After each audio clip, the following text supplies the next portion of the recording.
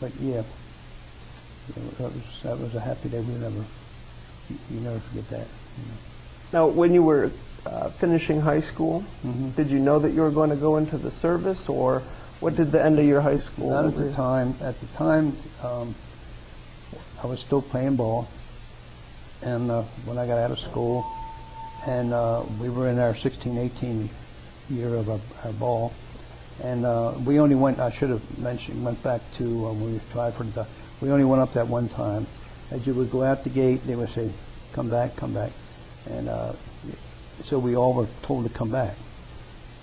And it was four of us: a second baseman, a third baseman, a pitcher, and myself. And but anyway, we never went back because it was too inconvenient. And young at that time, we didn't think, but we were sent there. In fact, the guy who coached us in Baltimore, his name was George Clemick. And George Clemick used to play for the old Philadelphia Athletics, the ball player for them. And so this is the one who coached us. Somehow he moved back to Maryland. He became a detective for the Baltimore Police Department. And so he's the one who got our team together, and we represented Locust Point, what I was saying before. Okay. And so we were Locust Point Pirates. And we used to play a team from Reading up here. And so my first trip to Reading was just, I know nothing about the east end of Pennsylvania. And so my wife and I took a ride. She went to go for a ride and didn't know where to go, and I thought, Reading. So I figured I can't get lost there. So it took me, I think it's, 113? Sure. And just deadhead right on up there. You couldn't miss the signs, And so whenever I visit the east side, I want to go back and visit the west side because it looks like a new buildings and all up there. And they had told me that they've started renovating that maybe about 5 or 6 years ago or so. So I haven't been over there. I want to go back again and see that and have more time to. This was a spur of the moment thing. Sure. But, sure. So you try out for the Dodgers? Yeah, we tried out. Like I said, well, we never went back. Sure, you never go back, and so you're 17, 18 at this point? 18, yeah. And then you got to go into the service, or what were your plans? Then we're thinking about service. Yeah. A bunch of us, And we were talking about like kids, young men at our age, we normally do. And so then we decided to join the Navy, And, why the Navy? I don't know. I guess because I live down here in the Potomac River in Chesapeake Bay. Sure. But we like the Navy, the boats and all, There's worse reasons. Pardon? There's worse reasons. Oh, yeah. And I didn't think I wanted to be in a foxhole. Sure, sure. So we joined. And then was there a recruiter, or did you have to go find the Navy, or how does it work? Oh, no. We went up to, at the time it was the post office. Okay. And we registered there. And then we eventually got sworn in, and then they told us that we'd be on call. I think we went for 3 months. Okay. So I come out and I got a job, and I went to Montgomery Wards, and I worked there as a stockman until I got called from the Navy.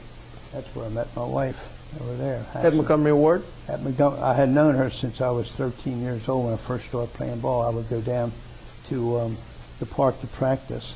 And she lived in the Locust Point area too. Okay. And I saw this girl come by, and she was like about 11 then. And I said, "Well, she's pretty." So every now and then, when I would go down the field, I would spot her. And then one day, I told my mother, I said, "One day I'm going to marry that girl." And we had seen her and her mother down there coming out of a bakery shop, and we were just getting off the trolley. And I told my mother then. And so we didn't go together then, of course. And so we. As we grew up, then I went to Wards to work. I didn't know that, but Frances was working in Wards. And so she had 2 cousins. They used to follow us playing ball and all, and we were good friends. So the one cousin, he fixed it up. He said, "I'll pick you up for it." Because I didn't have a car. So he picked me up, and I didn't know he was picking up his cousin, Frances. So when we got in the back seat, it was Frances and me back there. And then he introduced me and everything. And then when we had a break, like a coffee break and all, on a job, go down to the machine, get a soda or something. That's how I met her down there. And then after a few rides back and forth to work, I asked her for a date, and then we started then. And then, did you have to ask her parents? no, I didn't ask her parents. Were you supposed to? Yeah, I know you're supposed to. I didn't even ask her parents to marry her. I bypassed all that, you know, because I didn't know if I was going to get shot down, you know. So anyway, I turned around and I did ask her to marry me, and she said, I think the answer is going to be yes, but I'll let you know in a couple of weeks. So I think she went home and got a little black book out like a guy carries, you know, and checked this guy off and that guy, and I must have been the last one on the list. You know, so. I've been the last one, I know. Oh, yeah? There you go. So she broke a date with me. We had a date before I was going away to the service. And when she broke the date, well, she did call me. And she said, I forgot to tell you that I got a date with so, you know, some joke. Sure. And I said, oh, okay. So I hung up and I figured, well, that's over. You know. So I went away and I did my training at boot camp. You know. And so in the meantime, I got a letter from her. And then we started writing back and forth to each other. And, so you got there was 3 months in between when you actually signed up and then when you go to boot camp. So when you say they called you, was it you received a letter? Yes, we did. Okay. And you were living with your parents at this time? Living with my mother and father. Okay. Yeah. And so you receive a letter and they say, show up. Right. Talk about that process. All right. Well, that was just getting us all together, putting us on the bus.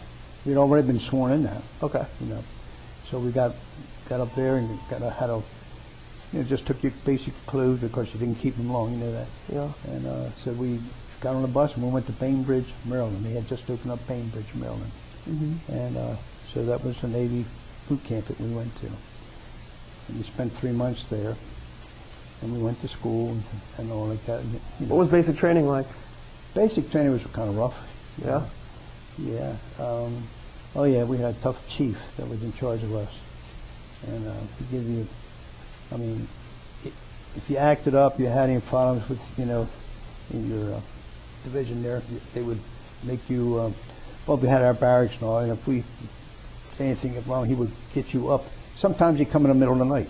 Sure. And get you out of the rack, back, you know, and out you go, and you'd march up and down the fields and everything, and then he'd have you do the count, you know, the exercise and all, and he'd get you out there and he'd make you just hold that thing. Yeah. You know, hold it. And, did you have your rifle with you at all times? Your rifle with you at all times, yeah. And you would hold it out and until you drop it. And then you keep saying, don't drop it, you know, you know. And yeah, that was... What time of year were you in basic training? What year? What time of year? Summer? April of 51. Nice and muddy. 1951. Yeah. But it was good, and then you were only allowed to smoke a certain time, like the smoking lights, I guess, you know what I'm talking about. Smoking lights lit, and you could come back here and smoke, and when that light went out, you went out. Yeah. You don't get up no more to smoke or nothing like that. You had to keep yourself clean. If you weren't clean, there was a couple people I remember were picked up out of the racks by some of them. There's truly, you know, some of them, and put them in the shower and turn the shower on, you know. And they started to straighten up and do what they were supposed to do. But anyway, and then we had some good times in boot camp. Sure. We had a fire hose fight. And, was there water coming out of it? Oh, certainly. That was on a Sunday morning. You know how you nothing to do for us, you know, except those were on duty, and writing letters and reading the newspaper and stuff like that.